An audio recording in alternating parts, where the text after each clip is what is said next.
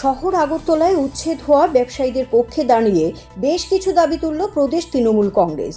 তাদের অভিযোগ, সরকার বেকারদের কর্মসংস্থান দিতে পারছে না। কেউ কেউ ছোটখাটো ব্যবসা করতে চাইছেন, তাও পুর নিগম তুলে দিচ্ছে।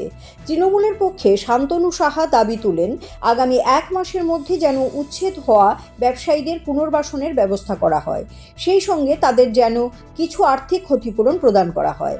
অন্যথায় তৃণমূল কংগ্রেস রাস্তায় নামবে। শান্তনু এদিন অভিযোগ করে বলেন, বিগত পুর নিগমের নির্বাচনে বিজেপি রিগিং করে জিতেছিল, মানুষকে ভোটাধিকার প্রয়োগ করতে দেয়নি। তিনি দলমত নির্বিশেষে পুর নিগমের বিরুদ্ধে মানুষকে ঐক্যবদ্ধ হওয়ার পরামর্শ দেন। উল্লেখ্য, আগরতলা পুর নিগম ফুটপাত দখলদারদের বিরুদ্ধে সম্প্রতি উচ্ছেদ অভিযান শুরু করে। বিরোধী দলগুলো এই সুযোগে পুর নিগম এবং শাসক দলের সমালোচনায় মেতেছে।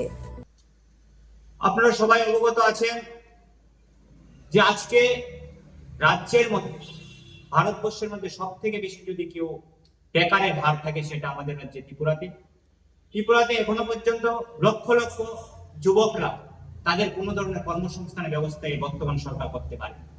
যুবকরা যখন বেকার, যখন যুবকরা তাদের পরিবার এবং তাদের নিজেদের চলার জন্য যখন ছোট ছোট ব্যবসা করছে রাস্তাতে, তখন পৌর নিগম তাদেরকে বিকল্প কোনো রকমের ব্যবস্থা না করে দিয়ে তারা সেই সমস্ত দোকানগুলোকে ভেঙে চুরমাচুর করে দিচ্ছে এবং সরঞ্জামগুলো, দোকানের যে সমস্ত আসবাব জিনিসগুলো তারা পৌর নিগম নিয়ে যাচ্ছে। আমরা তৃণমূল কংগ্রেস এই ধরনের যে কাণ্ডক্রীড়া চলছে তার আমরা তীব্র ধিক্কার এবং নিন্দা জানাই।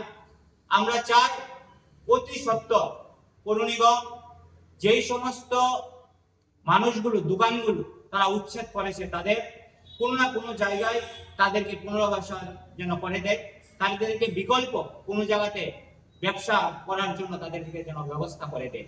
এবং আমরা দাবি রাখছি যে 1 মাসের মধ্যে যে সমস্ত আগরতলা শহরের দোকানদারগুলো ক্ষতি হয়েছে তাদেরকে 1 মাসের মধ্যে যেন ব্যবস্থা করে দেয় এবং এই 1 মাস সেই সমস্ত দোকানদারগুলো, তাদের পরিবারগুলো যেন খাবার খেতে পারে এবং তারা যেন চলতে পারে, তাদেরকে যেন সরকার একটা 1 মাসের জন্য একটা অ্যামাউন্ট দেয়, যেন এই অ্যামাউন্টটা দিয়ে তারা যতক্ষণ পর্যন্ত তাদের বিকল্প কোনো ব্যবস্থা না করতে পারছে সরকার, ততক্ষণ পর্যন্ত তাদের পরিবারগুলো যেন না খেয়ে মরতে না হয়, তাদেরকে যেন খাওয়ার ব্যবস্থাটুকু হয়। তার জন্য আমরা চাই যে সরকার অতি সত্বর সমস্ত দোকানদারগুলো যারা ফুটপাতে ব্যবসা বাণিজ্য করছে তাদেরকে যেন আর্থিক, তাদেরকে একটা ক্ষতি হিসাবে তাদেরকে যেন টাকাটা দেয়, তারা যেন 1 মাস সেই সমস্ত পরিবারগুলো না খেয়ে থাকতে না পারে।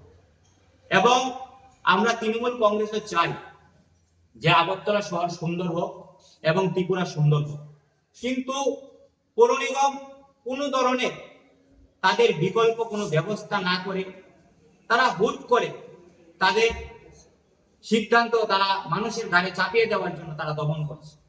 কারণ আপনারা সবাই জানেন যে বর্তমান পৌর নিগমে যে সরকার চলছে সেই সরকার মানুষের ভোটে নির্বাচিত না।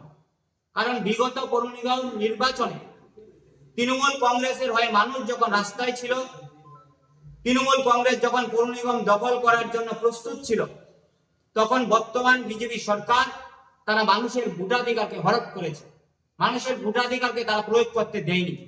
তারা মানুষের ভোটাধিকার যেন প্রয়োগ করলে জানে তৃণমূল সরকার জিতবে পৌর নিগম নির্বাচনে, তাই মানুষকে দমন করার জন্য তারা একতরফা ভাবে তারা ভোট রেগিং করেছে এবং আমাদের তৃণমূল কংগ্রেসের যারা প্রার্থী হয়েছিল মিউনিসিপালিটি পৌর নিগম নির্বাচনে তাদের পর্যন্ত ভোটাধিকার প্রয়োগ করতে দেয়নি। তারপরও আমরা সামান্য কিছু ভোটের ব্যবধানে, এই রেগিং সত্ত্বেও আমরা সামান্য কিছু ভোটের ব্যবধানে আমরা সিটগুলোকে আমরা হারিয়েছি। তাই আজকে তারা যখন মানুষের ভোটে না জিতে যখন সরকারে বসে, তাই মানুষের উপর অত্যাচার করছে। তারা জানে যে মানুষের আমাদের প্রয়োজন নেই, মানুষের ভোটাধিকারের প্রয়োজন নেই, আমরা মানুষের ভোটে আমরা নির্বাচিত হব না। তাই আমি রাজ্যের এবং আগরতলা শহরে পৌর নিগমে বসবাসকারী সমস্ত জনগণকে আমি অনুরোধ করব, আপনারা একজোট হন।